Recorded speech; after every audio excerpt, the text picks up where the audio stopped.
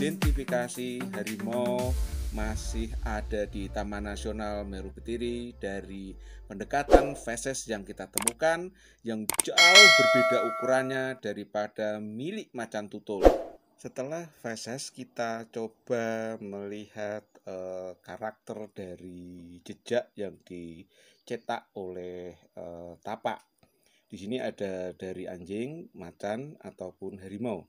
Kalau di gambar ini kita coba perhatikan di mana tapak asli anjing bentuknya semacam ini, kemudian jejak yang tercetak di tanah, polanya memperlihatkan yang kita lihat di gambar B, di foto B. Nah, ciri yang perlu kita perhatikan di sini adalah tapak tengah anjing ini kecil. Proporsi perbandingannya dengan diameter jari-jari yang tercetak itu hampir sama. Nanti berbeda dengan macan. Di sini yang perlu kita cermati dengan sangat mendalam dan teliti karena akan mudah dianggap sebagai jejak macan.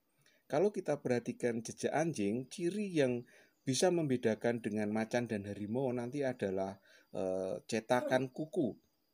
Karena kuku anjing itu selalu berada di luar, dia tidak tersimpan ke dalam kantung seperti ciri khas keluarga kucing.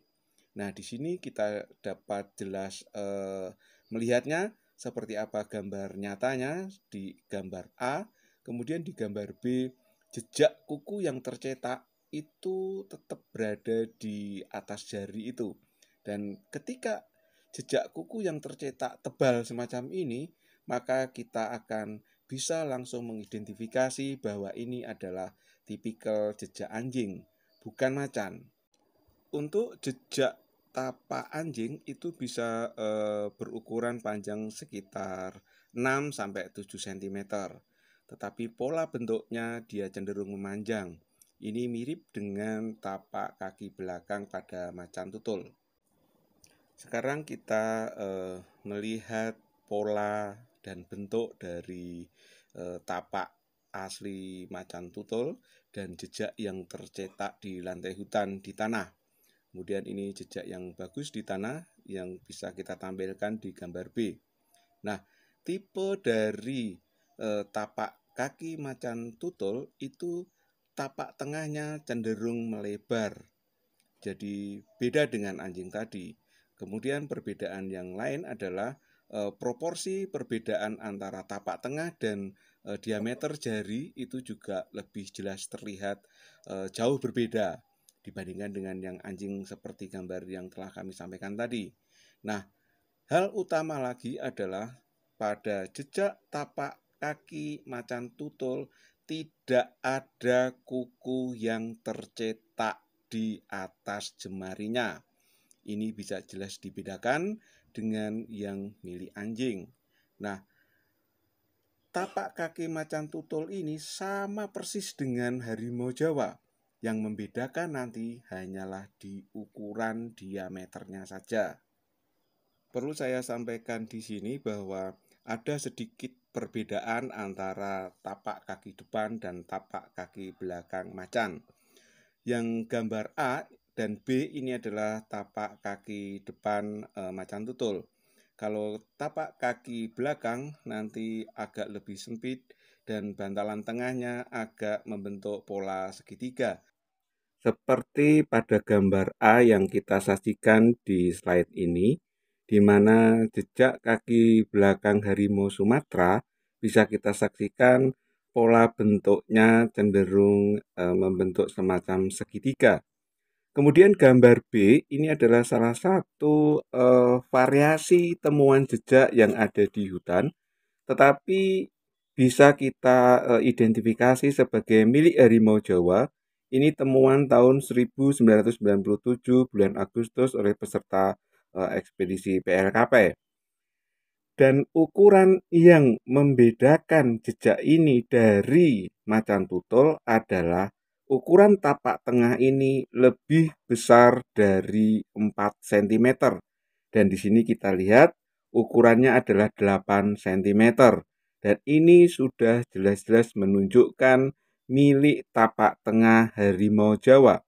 Jadi sampai dengan tahun 1997 bulan Agustus, harimau Jawa masih tervalidasi keberadaannya di Taman Nasional Meru Betiri dari temuan tapak tengah yang ditemukan oleh teman-teman peserta ekspedisi.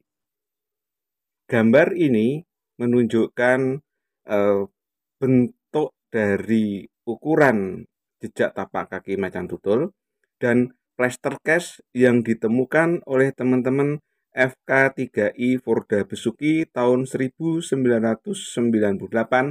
masih di Taman Nasional Meru Betiri, yaitu berupa plaster cast cetakan tapak kaki harimau Jawa yang mempunyai dimensi ukuran 24 kali 26 cm pada gambar B. Kalau kita perhatikan pada gambar A, di situ tapak kaki macan tutul Jawa itu berukuran 6 kali 7 cm. Di sini kita bisa lihat mistar pembanding sangat jelas ukuran sentimeternya.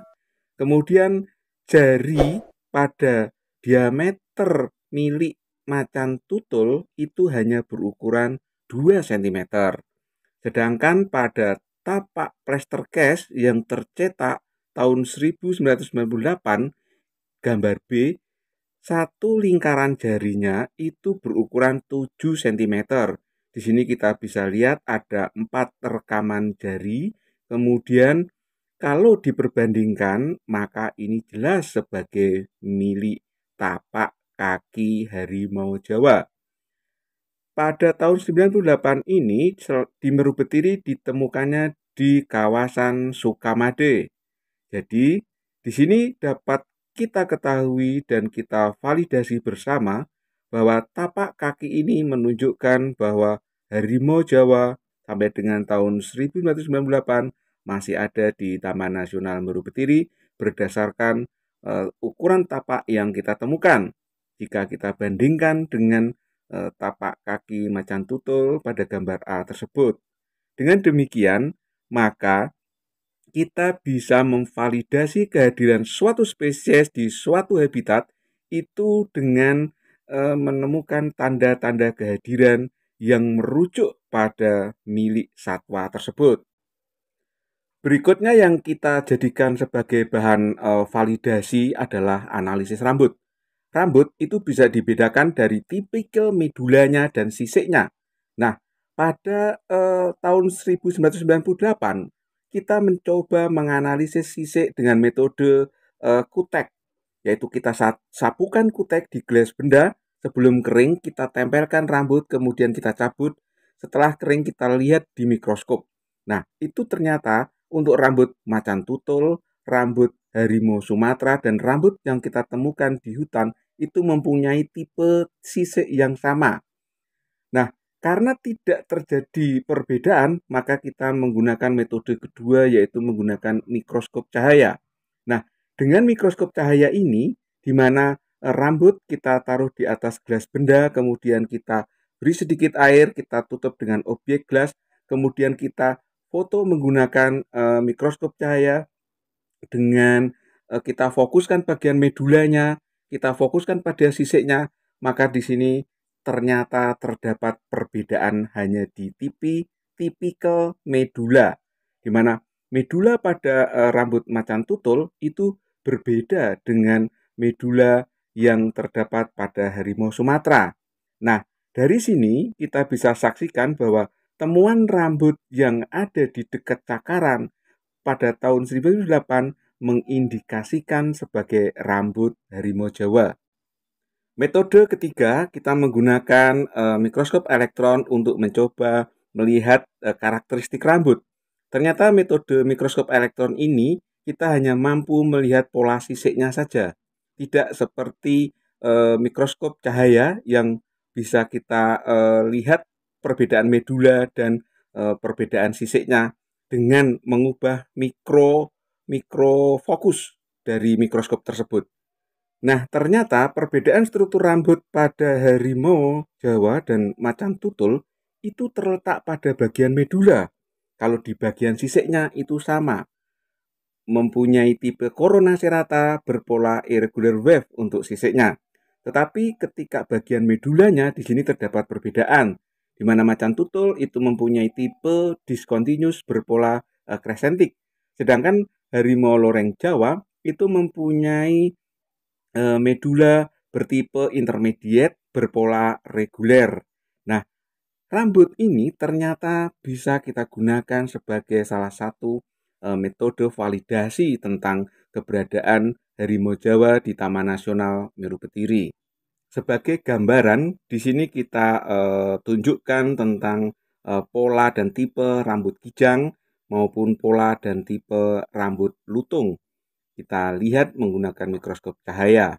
Di sini sebagai rambut pemangsa, dan ini berbeda untuk spesies-spesies primata maupun mamalia yang lain yang rambutnya kita bisa cermati di bawah mikroskop cahaya. Dan tentunya metode ini, rambut, jejak, cakaran, feses, itu dapat kita gunakan untuk memvalidasi eksistensi harimau Jawa di habitat-habitat lain di luar kawasan Taman Nasional Meru Betiri. Sehingga ketika temuan validasi ini kita coba presentasikan di Seminar Nasional Harimau Jawa tahun 1998, maka diperoleh 11 rekomendasi kesepakatan.